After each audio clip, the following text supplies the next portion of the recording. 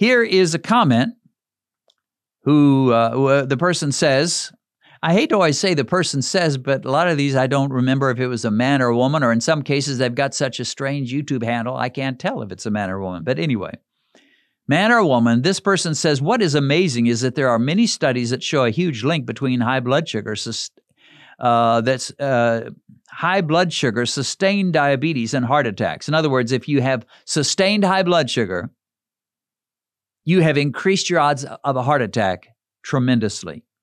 From 200 to 300% more likely if you're over 7 A1C.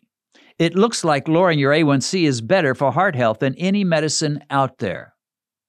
And he's exactly right. After over 16 years of diabetes, where I was almost always 7.7 or higher as an A1C, even after eating 30 to 40 grams of carbs per meal, so he was trying, but that's still 30 or 40 grams per meal. You're going to, and probably throwing in a few snacks, he's probably up to 170, 180, 200 grams of carbs per day. He says, last year I switched to a keto-based diet. The A1C dropped down to 6.5 in the first 3 months. Now it's down to 5.2 a year later. My cholesterol has stayed in the same total range, but triglycerides dropped down from around 320 to 120. Did you get that? Triglycerides from 320 to 120. And as far as I'm concerned, triglycerides are a much better indicator of how you are in terms of your heart health and your future possibility of a heart attack or stroke than your cholesterol. He says, my HDL is finally going up. It's gone from the mid-30s to the low 50s. My doctor is still not pleased. He says, yeah, it would have been nice to have had the doctor give me a commendation, but oh well. He says, I feel great. My irritable bowel syndrome is gone. My joint pain is gone. As an added benefit, I went from 195 to 185 pounds, lost 10 pounds, which is close to my proper weight for my height. So the major point this person is saying, yeah, and if this would be a man, if he weighed 195, he says 185 is about the right weight for me. So this would be a man. But anyway, the major point he's saying is this. Everybody worries about cholesterol. Why? Let me ask this question. Why does everybody talk about cholesterol? In the keto movement, not so much, but in anybody apart from keto, low-carb movement, they always want to know your cholesterol. And boy, when I started this channel, I had people all the time saying, yeah, you got your blood sugar under control, but I'll bet your cholesterol is terrible. Why do they worry about cholesterol? What's the point? Well, they have believed for quite some time now that cholesterol is important because it predicts, if it's high, it is predicting you've got a very strong likelihood of a heart attack in the near future or a stroke. So that's the reason they make a big deal about cholesterol. Their idea is high cholesterol, high chance of a heart attack. Low cholesterol, you're good. You won't be having a heart attack anytime soon. No strokes for you, my friend. But as the research has gone on, we have discovered cholesterol is a lousy predictor of heart events. It's just not good. Some people get heart attacks when they've had low cholesterol. Some people get heart attacks when they've had high cholesterol. And it's very difficult to predict. And then they went from total cholesterol, and then they said, okay, it's not the total cholesterol that's the issue. And if someone ever says to you, what's your cholesterol? That's just a dumb question, because the issue is not what's your cholesterol. The real issue, if you're going to make one at all, would be what is your triglycerides over your HDL ratio of cholesterol.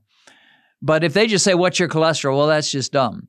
And then after a while, they said, okay, it's not total cholesterol, it's LDL cholesterol. And so they'd say, well, what's your LDL? But even that turned out not to be right.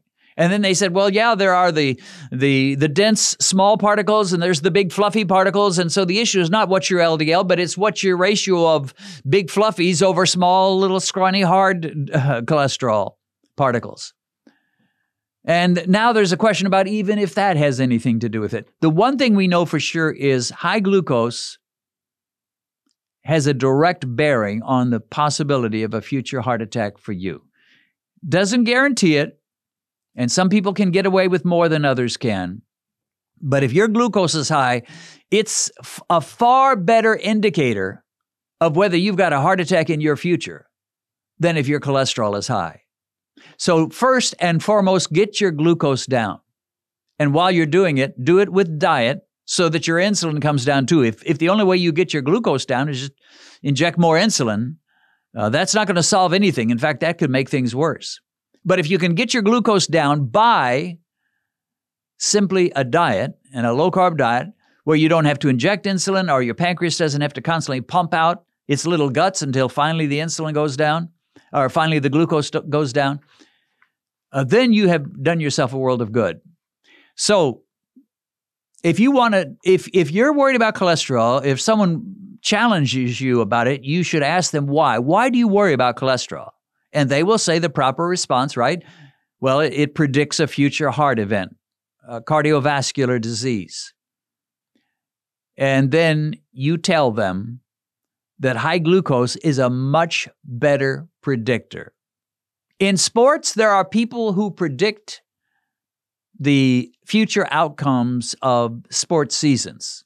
For example, in next year's baseball season, the New York Mets will win everything. They'll win the World Series.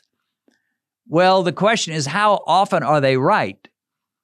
And if I found somebody that was predicting sports and I gambled on sports, which I don't, but if I did, and I found out that this predictor of sports events was right about 20% of the time, I wouldn't listen to him.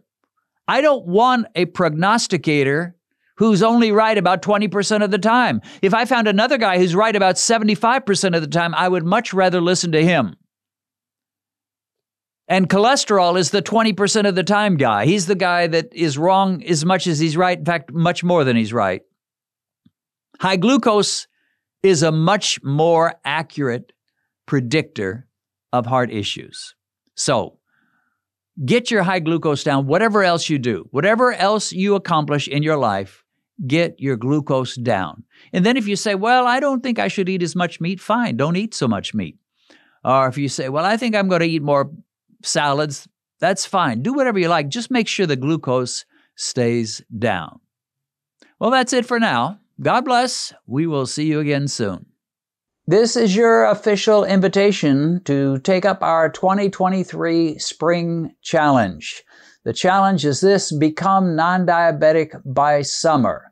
The challenge begins on February 1st and goes through March, April, May. By June, we trust you will no longer be diabetic by the numbers. Your A1C will be below 6.5.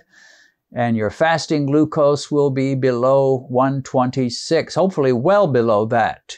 What does the challenge involve? Well, like the previous challenges, it'll have a lot of similarities. There'll be a menu with foods for you to eat, and there will be emails by me. You'll get an email probably about every week. I'll also make special videos for you, the challengees, giving you some encouragement, sharing some testimonies of people that are already seeing victory. Oftentimes within 3 or 4 weeks of the time the challenge begins, the victories are starting to happen and reports are pouring in. So that's exciting stuff. I'll be sending you emails with video links, and I'll want you to watch videos. You'll have an assignment. You'll have assignments. You know, when you were in school, you had homework. And you'll have some homework to do, some videos to watch. Hopefully, most of them won't be very long, but they will be helpful for you. And I'm going to do something that I haven't done on the other challenges. I'm going to invite you into my life. What do I mean by that? Well, I'm going to share a little bit more personally about what I eat, how I do things, my day-to-day rhythm of how I beat diabetes. And you can consider it and choose to copy it if you like, or if not, that's fine too. But I want to invite you into my home, into my life, and be a little bit more personal about the lifestyle I've adopted that has gotten me where I am, which is my last A1C was a 5.0. I firmly believe I should be way up there, 9, 10, 11, 12, if I ate the standard American diet, but I don't. So, What do you have to do to sign up for this challenge? You have to send me an email. That's the only cost. It's not $1,000. It's not $100. It's not a single dollar. I just need an email from you, and I need you to send me an email, and on the subject line, write "Count Me In." So send me an email, grace@spiritofgrace.org, grace@spiritofgrace.org, and write "Count Me In" on the subject line. We will put your email in the database, and you'll start getting those emails and video links from me starting in early February. And we're going to trust that by summertime, June 21st, if not sooner, you will no longer be diabetic by the numbers that your doctor discovers when he runs an A1C test or a fasting glucose test. You can do it, my friend. Sign up today. God bless you.